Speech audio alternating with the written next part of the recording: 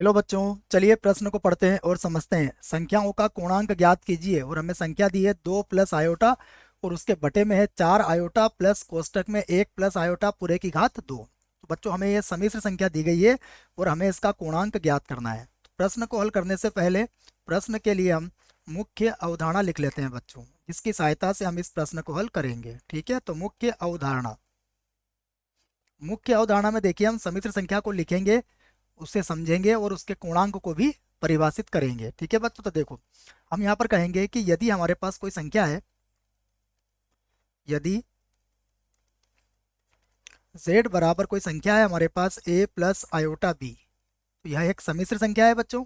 यहाँ पर a और b क्या है, हमारे वास्तविक संख्याएं हैं और ये जो आयोटा है इसका मान बच्चों है वर्गमूल माइनस 1। ठीक है बच्चों, तो ये अगर हमारे पास सम्मिश्र संख्या है तो इसका जो पूर्णांक होगा वह हम देखिए किस प्रकार परिभाषित करेंगे। तो इस सम्मिश्र संख्या का जो पूर्णांक होगा बच्चों, इसका पूर्णांक हम चतुर्थांश के चतुर्थांश देखेंगे, उसके हिसाब से इसको पूर्णांक को लिखेंगे बच्चों। देखो मैं यहाँ पर सारे ही चतुर्थांश आपके लिए बना देता हूँ। देखो बच्चों हमें पता है ये हमारा पहला चतुर्थांश होता है, ये दूसरा चतुर्थांश होता है, ये हमारा तीसरा चतुर्थांश है और ये हमारा चौथा चतुर्थांश है बच्चों। ठीक है, तो देखिए हमें देखना पड़ेगा कि सम्मिश्र संख्या कौन से चतुर्थांश में है, उसके बाद फिर बच्चों हम उसके लिए उपयुक्त सूत्र लगाएंगे। तो पूर्णांक जो होता है बच्चों उसे हम थीटा से व्यक्त करते हैं और यदि प्रथम चतुर्थांश में है तो इसका सूत्र बनता है टेन इनवर्स बी बटा ए। ठीक है बच्चों, यदि यह दूसरे चतुर्थांश में है तो इसका जो सूत्र बनता है वह भी आपको याद रखना है, यह होता है पाई माइनस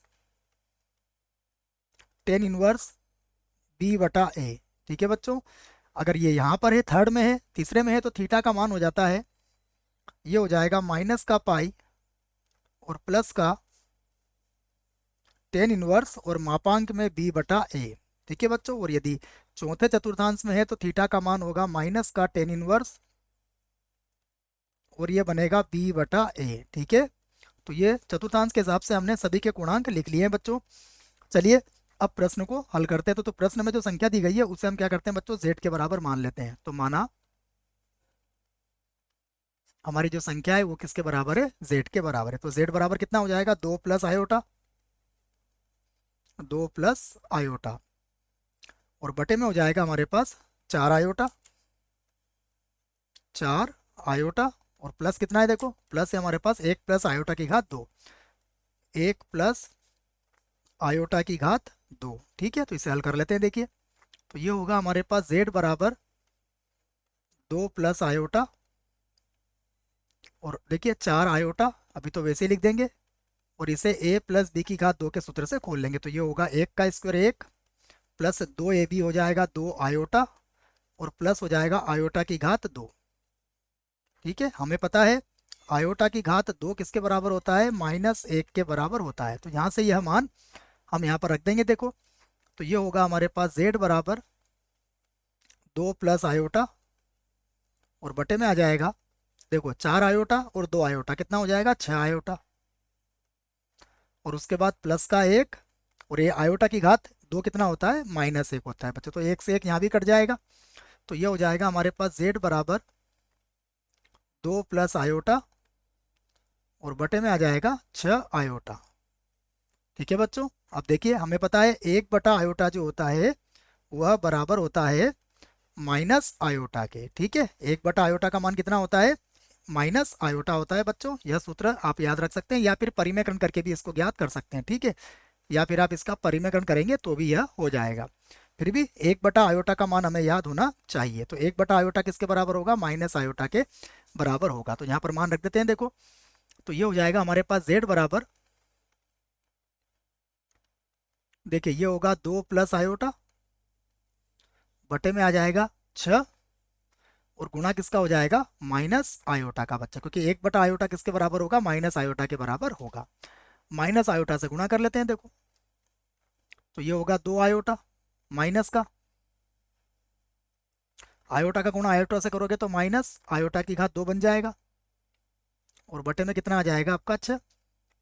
अब देखिए आयोटा का वर्ग किसके बराबर होता है, माइनस 1 के बराबर। तो यहाँ से हमें z बराबर क्या मिलेगा, z बराबर मिल जाएगा माइनस का 2 आयोटा और प्लस का 1 और बटे में कितना आ जाएगा 6। ठीक है, तो देखो अब z बराबर क्या होगा। अब हम लिख देंगे z बराबर, देखिए z बराबर ये हो जाएगा 1 - 2 आयोटा और बटे में कितना था 6। ठीक है ना बच्चों, यही बनेगा आपका 1 - 2 आयोटा बटा 6। इसको अलग अलग कर लीजिए आप। तो z बराबर होगा 1/6 और माइनस ये होगा 2 आयोटा और बटा हो जाएगा 6। ठीक है, चाहो तो बच्चों इसको काट सकते हो आप। तो ये होगा 1/6 और 2 से काटोगे तो 1/3 आयोटा। अब देखो बच्चों, ये जो सम्मिश्र संख्या आपके सामने आई है, यह कौन से चतुर्थांश में होगी पता लगा सकते हो आप। देखो यहाँ पर ए का जो हमारा जो वास्तविक भाग है वो धनात्मक है और ये हमारे पास ऋणात्मक है, अर्थात ये कहाँ मिलेगी आपको, ये आपको चौथे चतुर्थांश में मिलेगी बच्चों। ठीक है, तो ये सम्मिश्र संख्या कहाँ पर है, चौथे चतुर्थांश में है। तो हम यहाँ पर कह सकते हैं कि यहाँ यहाँ जो z की है बच्चों वो कहाँ है, चतुर्थ चतुर्थ चतुर्थांश में है, चतुर्थांश में है। ठीक है बच्चों, अगर ये चतुर्थ चतुर्थांश में है तो यहां से हम क्या करेंगे, थीटा का मान देखो ज्ञात कर सकते हैं, जिसके लिए उपयुक्त सूत्र मैंने आपको लिखवा दिया है। तो अब थीटा बराबर होगा माइनस का टेन इनवर्स बी बटा है। तो बी का मान कितना होगा, बी का मान है -1/3 और ए का मान है हमारे पास 1/6। ठीक है, ये हो जाएगा। तो देखिए थीटा बराबर ये होगा माइनस का, अब देखिए ये हो जाएगा हमारे पास 1/3 और ये 6/1 हो जाएगा। तो ये बनेगा टेन इनवर्स, ये हो जाएगा हमारे पास माइनस का 1/3 और गुणा ये हो जाएगा बच्चों 6/1। ठीक है, तो ये बन जाएगा थीटा बराबर माइनस का टेन इनवर्स और बच्चों इसको काट देंगे तो यहाँ पर कितना आ जाएगा, 2 आ जाएगा। ठीक है बच्चों, तो यही हमारा क्या होगा, कोणांक होगा बच्चों। आशा करता हूँ आपको इस प्रश्न का उत्तर समझ में आया होगा। धन्यवाद।